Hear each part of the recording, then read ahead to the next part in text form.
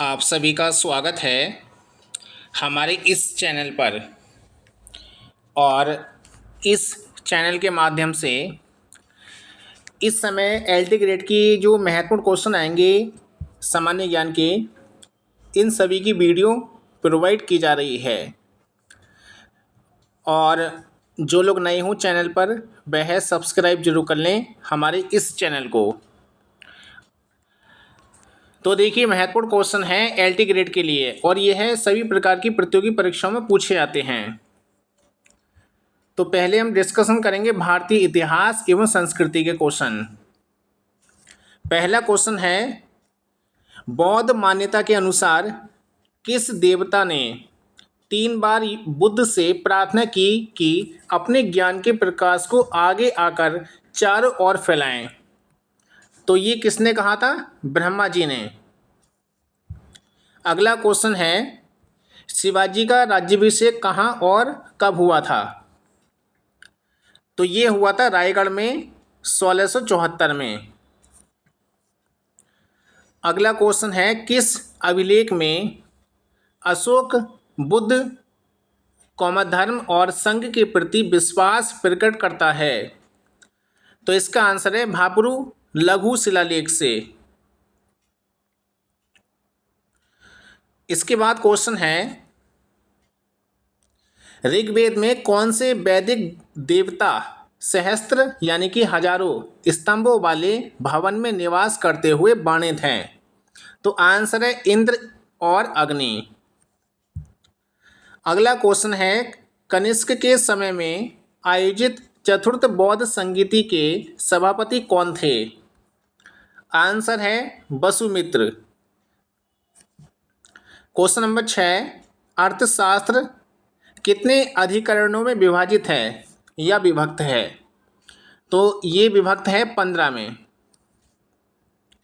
अगला question number 7, सल्तनत युग में मजलिस ए खलवत क्या थी? ध्यान रखें आप, मजलिस ए खलवत क्या थी? तो इसमें दे रखा है सुल्तान की एक परामर्शदात्री संस्था थी ये। अगला क्वेश्चन है क्वेश्चन नंबर 8, तोलक प्याम की विषय वस्तु क्या थी? तो ये थी तमिल व्याकरण और काव्य। क्वेश्चन नंबर 9, वह स्थान जहां रामानुज शिक्षण कार्य करते थे?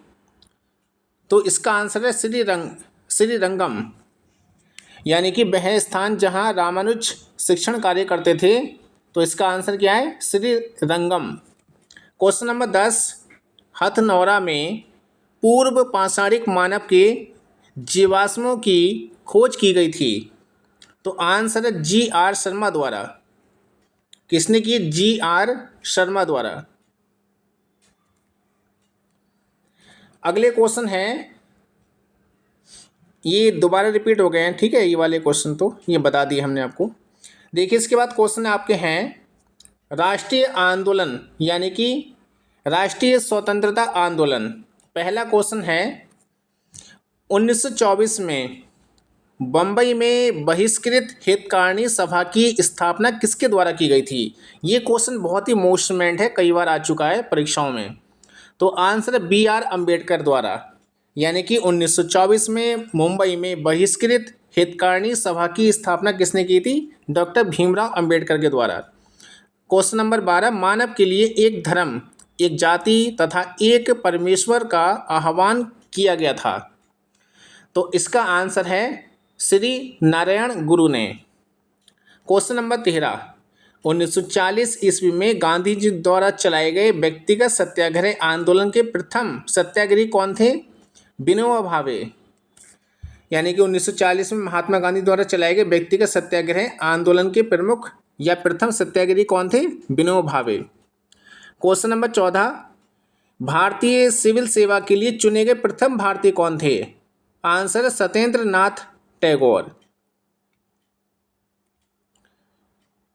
इसके बाद क्वेश्चन है क्वेश्चन नंबर 15, किस आंदोलन से अरविंद घोष द्वारा लिखित डॉक्ट्रिन ऑफ पैसिव रेजिस्टेंस नामक पुस्तक या इसके पुस्तक के लेखक कौन हैं या किससे संबंधित है? क्योंकि ये पुस्तक लिखी है अरविंद घोष के द्वारा। और इसका आंसर स्वदेशी और बहिष्कृत आंदोलन। क्वेश्चन नंबर 16, भारतीयों को वर्ष 1947 में सार्वभौम सत्ता सौंपने की योजना किस नाम से जानी जाती है? आंसर है माउंटबेटन योजना। क्वेश्चन नंबर 17 है, 1906 में कांग्रेस का अध्यक्ष कौन था? तो ये थे दादा भाई नौरोजी। क्वेश्चन नंबर 18, किसने 1945 ईस्वी के प्रांतीय विधानसभा चुनावों के बाद पंजाब में मंत्री परिषद का गठन किया था? तो ये आंसर है खिज्र हयात खान ने। इसके बाद क्वेश्चन है क्वेश्चन नंबर 19, वर्ष 1946 में स्थापित अंतरिम सरकार में किसके पास रक्षा विभाग था? तो ये था बलदेव सिंह के पास। क्वेश्चन नंबर 20, भारतीय दुर्भिक्ष संहिता 1883 का निर्माण किस आयोग द्वारा किया गया था? तो इसका आयोग का नाम स्ट्रेची आयोग। इसके बाद क्वेश्चन है इसमें भारतीय राज्य व्यवस्था एवं संविधान के, और इसमें क्वेश्चन नंबर 21 पे हम भाषाई आधार पर भारत में पहला राज्य कौन सा बनाया गया था? तो इसका आंसर है आंध्र प्रदेश। 1900 यानी कि 22वां क्वेश्चन है, भारत के महान्यायवादी की नियुक्ति से संबंधित अनुच्छेद कौन सा है? अनुच्छेद 76। क्वेश्चन नंबर 23, किसी न्यायाधीश को एक उच्च न्यायालय से दूसरे उच्च न्यायालय में स्थानांतरित करने का अधिकार किसको प्राप्त है? भारत के राष्ट्रपति को।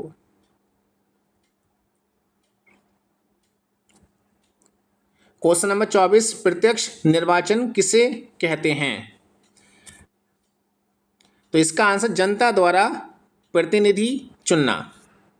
क्वेश्चन नंबर 25, क्षेत्रीय परिषदों का सृजन हुआ था संसदीय कानून द्वारा। क्वेश्चन नंबर 26, संसदीय मंत्रिपरिषद में सबसे लंबी अवधि तक लगातार एक ही विभाग का कार्यभार संभालने वाली केंद्रीय मंत्री कौन थी? राजकुमारी अमृता कौर। कौन थी? राजकुमारी अमृता कौर। 27 नंबर क्वेश्चन, भारतीय संविधान ने किस प्रकार के लोकतंत्र को अपनाया है? लोकतांत्रिक गणराज्य को। क्वेश्चन नंबर 28, संविधान के किस अनुच्छेद में यह व्यवस्था की गई है कि प्रत्येक राज्य शिक्षा के प्राथमिक स्तर पर मातृभाषा में शिक्षा की पर्याप्त सुविधाओं की व्यवस्था करने का प्रयास करेगा? तो इसका आंसर है अनुच्छेद 350 ए। क्वेश्चन नंबर 29, साधारण विधेयक से संबंधित गतिरोध को दूर करने के लिए संसद के दोनों सदनों की बैठक कौन बुलाता है? आंसर राष्ट्रपति। क्वेश्चन नंबर 30, जब भारतीय न्यायिक पद्धति में लोकहित मुकदमा यानी कि PIL लगाया गया है तब भारत के मुख्य न्यायाधीश कौन थे? PN भगवती। तो इसका आंसर क्या? PN भगवती। इसके बाद क्वेश्चन नंबर है, ये तो आपके अभी हमने करा दिए PN भगवती। इसके बाद देखिए, इसके बाद हम बात करेंगे भारत एवं विश्व का भूगोल के महत्वपूर्ण क्वेश्चन। क्वेश्चन नंबर 31, कौन सा राज्य समूह भाखड़ा नागल परियोजना से जल प्राप्त करता है? हरियाणा, पंजाब, राजस्थान। ये तीनों आंसर है इसमें। अगला क्वेश्चन नंबर 32, किस स्थानीय पवन को डॉक्टर वायु भी कहते हैं? तो आंसर देखिए, ये आंसर जो है गलत है, ये मिस प्रिंटिंग है, ठीक है। तो डॉक्टर जो पवन है वो गिनी की खाड़ी में चलती है। ध्यान रखना आप, ये गिनी की खाड़ी में एक हवा चलती है और उसको डॉक्टर वायु के नाम से जाना जाता है। उसे गिनी की स्थानीय पवन के नाम से जानते हैं। क्वेश्चन नंबर 33, कौन सी रेखा भारत के लगभग आधे हिस्से में से होकर गुजरती है? यानी कि भारत तो दो भागों में बांटती है, कर्क रेखा। क्वेश्चन नंबर 34, ऑर्डर नीस लाइन किस देश के बीच की सीमा है? जर्मनी और पोलैंड।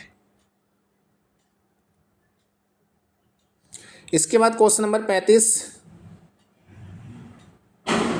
उस तत्व की पहचान कीजिए जो पृथ्वी की बाहरी परत में सबसे अधिक मात्रा में है। तो ये ऑक्सीजन मिलता है सबसे ज़्यादा। क्वेश्चन नंबर 36, नदी की तरुण अवस्था में कौन सी प्रक्रिया होती है? क्योंकि नदी जो होती है घाटी को गहरा करने का काम करती है, और यहाँ पर ही नदी की जो आकृति मिलती है बी आकार की घाटी होती है, जिसे हम गॉर्ज या कैनियन के नाम से जानते हैं। क्वेश्चन नंबर 37, सूर्य का अनुमानित व्यास पृथ्वी के व्यास का कितना गुना है? 109 गुना है।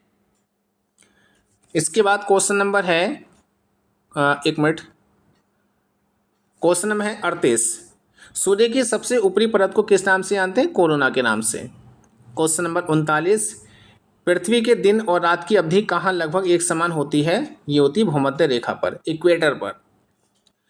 किस अम्ल के कारण शुक्र के वातावरण में घने सफ़ेद और पीले बादल होते हैं? तो ये मिलती है सल्फ्यूरिक एसिड की वजह से। अब देखिए इसके बाद क्वेश्चन है यानी बायोडाइवर्सिटी और एनवायरनमेंट के। क्वेश्चन नंबर 41, बाघ आरक्षित क्षेत्रों में क्रांतिक बाघ आवास के अंतर्गत सबसे बड़ा क्षेत्र किसके अभयारण्य में है? नागार्जुन सागर श्रीशैलम अभयारण्य में। क्वेश्चन नंबर 42, नीलगिरी के मेघ बकरियां पाई जाती हैं, यानी कि नीलगिरी की मेघ बकरियां कहाँ मिलती हैं? इराविकुलम राष्ट्रीय पार्क में। अगला क्वेश्चन मोस्ट इम्पोर्टेंट है, साइलेंट वैली परियोजना किस राज्य से संबंधित है? यह है केरल में। क्वेश्चन नंबर 44, पारिस्थितिकीय तंत्र की संकल्पना को किसने प्रस्तावित किया था? ये किया था टांसले ने।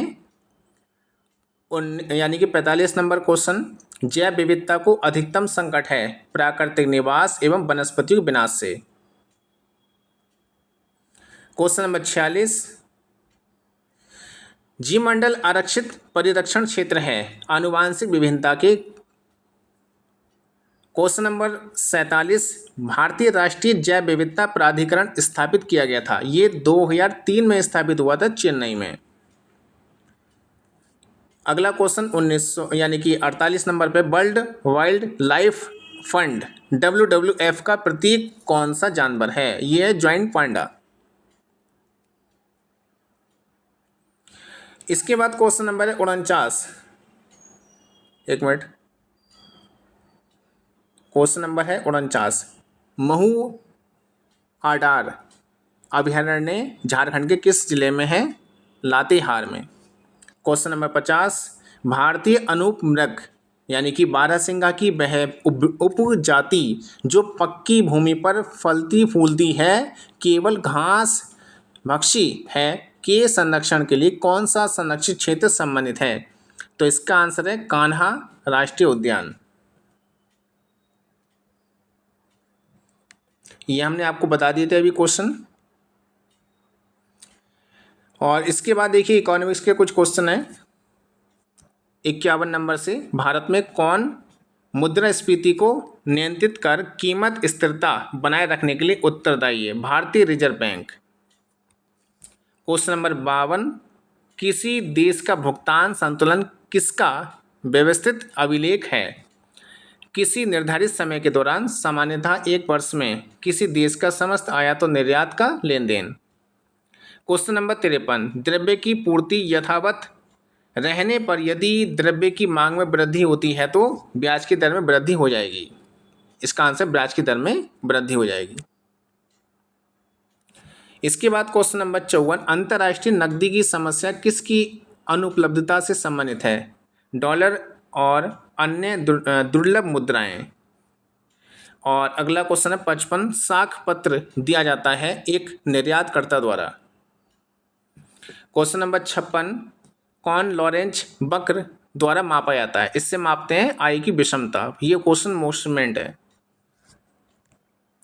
देखिए इसके बाद है 57, SLR यानी कि SLR को किस प्रकार परिभाषित किया जाता है? ये इसका फॉर्मूला है SLR।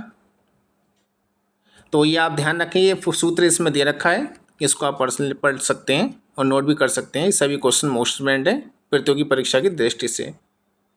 इसके बाद क्वेश्चन है 58,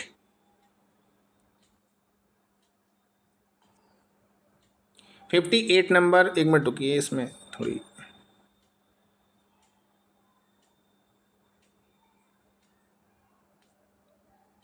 58 नंबर है, श्रम बाजार सुधार का लक्ष्य है। तो श्रम बाजार का लचीलापन। अगला है 59, कोरिया प्लस पहल क्या है? यह भारत में कोरियाई निवेश को बढ़ावा और सुविधाएं प्रदान करने की विशिष्ट पहल है। इसके बाद है क्वेश्चन नंबर 60, शुद्ध निर्यात बराबर होता है निर्यात और आयात के। देखिए इसके बाद क्वेश्चन है, सभी तरह के क्वेश्चन है इसमें, इतिहास के, भूगोल के, संविधान के और सामान्य विज्ञान के, एनवायरनमेंट के, सभी इसमें 5-5, 10-10 क्वेश्चन इसमें हैं।